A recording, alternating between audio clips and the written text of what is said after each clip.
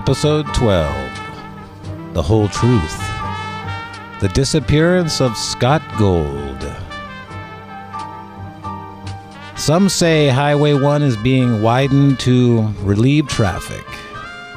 Others say it's to relieve pressure, deep underground pressure, the kind that leaks. Demons. I was called in when Scott Gold went missing. You might have heard the name. He's one of those serial entrepreneurs who's always got something brewing. Construction business, clothing line, even his own brand of booze. Lately, though, he turned his attention to a local station he rebranded as Schoolhouse Radio. A project aimed at teaching kids how to work in broadcasting, radio presence, journalism, even a bit of engineering. Noble idea. Problem is, his signal might have reached the wrong audience. Anyway, Gold was last seen near the construction site off Soquel Drive, where they're putting in a new overpass. Thing is, an overpass goes up, right? So why all the digging down?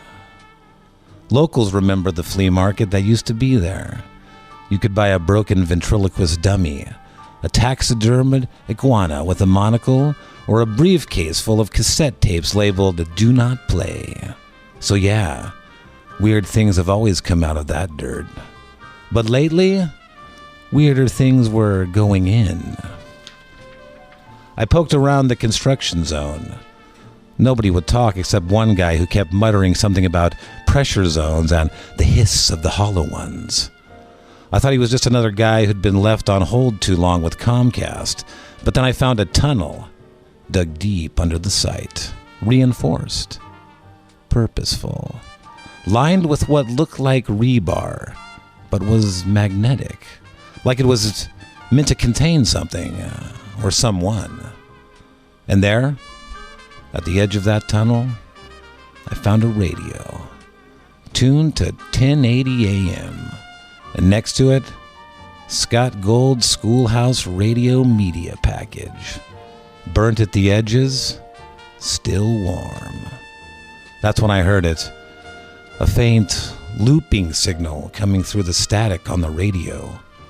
A woman's voice, backwards. I reversed the tape later. It said, "The children are not yours. They are with us now." Great. Creepy radio kidnappers. Just what I needed. Back at the station, I looked into some old files. Turns out there's been rumors for years about a subterranean race of beings living in caves under the UCSC cliffs. Reptilian, reclusive, allegedly fond of ska music.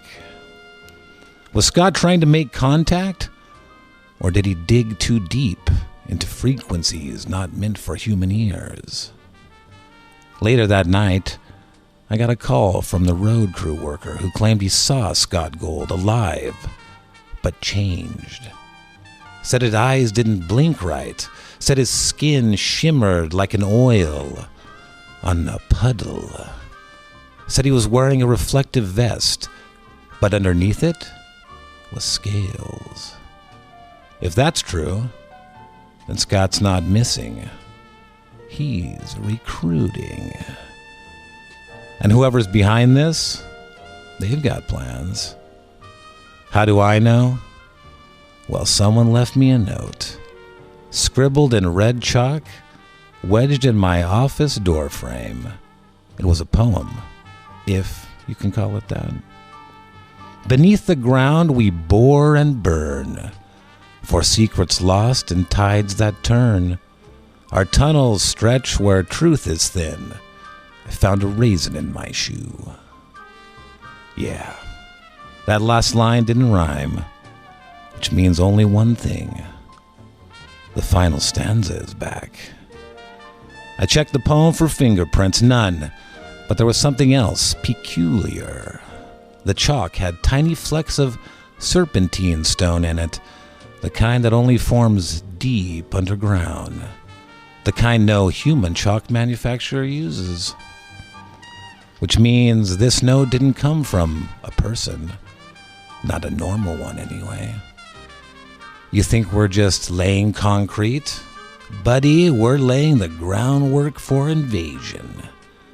And to whoever's orchestrating this madness, from tunnels or towers or twisted timelines, I've got a little rhyme for you. I don't know who you are or what you crave or why you kidnapped Scott from that overpass grave, but if you come for this town or start making a fuss, I'll feed your whole face through a cement mixer, just to be safe.